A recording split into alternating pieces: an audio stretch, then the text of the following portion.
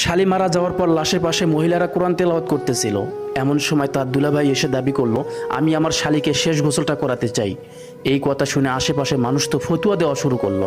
তারা দুলাভাইকে বুঝিয়ে দিল ফতুয়া কত প্রকার ও কি কি। একজন তো হেব্বি গরম হয়ে বলেই ফেললো, মরার পর শালির মুখ দেখাও না যায়স, আর তুই কিনা গোসল করাতে চাস তার মানে। এবার তো দুলাভাই শুরু করলো, আমার শালি যখন জীবিত ছিল তখন কতবার আমার হাত চেপে ধরেছে 500 টাকার জন্য, গলা জড়িয়ে ধরিয়েছে মেলায় যাওয়ার জন্য, আমার মোটর সাইকেলের পিছনে ওঠার জন্য কত কিছুই না করেছে। তখন মনে হয় সবই জায়েজ ছিল, আর মরার সাথে সাথে মুখ দেখাও না জায়েজ হয়ে গেল। এতদিন কোথায় ছিল আপনাদের এই ফতুয়া? তখন একজন বড় আলেম সবাইকে বুঝিয়ে বলল, মৃত্যু অবস্থার তুলনায় জীবিত থাকা অবস্থাতেই দুলাভাইয়ের সামনে পর্দা মেনটেন করা অনেক বেশি জরুরি ছিল।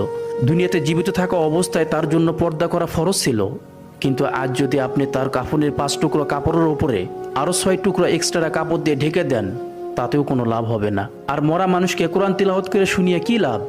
জীবিত থাকতে যদি কেউ কোরআন না মেনে চলে, তাহলে মরার পর কোরআনকে তাবিজ বানিয়ে তার কবরে পাঠিয়ে দিলেও বিন্দু পরিমাণ কোনো লাভ হবে না। কোরআন মরা মানুষের জন্য নাজিল হয়নি, কোরআন নাজিল হয়েছে আমরা যারা জীবিত আছি তাদের হেদায়েতের জন্য। আল্লাহ তাআলা আমাদের সকলকেই সঠিকভাবে দিন বুঝে চলার মতো তৌফিক দান করুক, আমিন। প্রিয় বন্ধুরা, আজকের এই ভিডিওটি আপনার কাছে কেমন লাগছে তা অবশ্যই ভিডিওতে একটা লাইক দিয়ে কমেন্ট করে জানাবেন। আর একটা অনুরোধ, আজকের এই ভিডিওটি অবশ্যই একটা শেয়ার করে দিবেন। দেখা হবে পরবর্তী নতুন কোনো ভিডিওতে। সে পর্যন্ত ভালো থাকুন, সুস্থ থাকুন। আসসালামু আলাইকুম ওয়া রাহমাতুল্লাহি ওয়া বারাকাতুহু।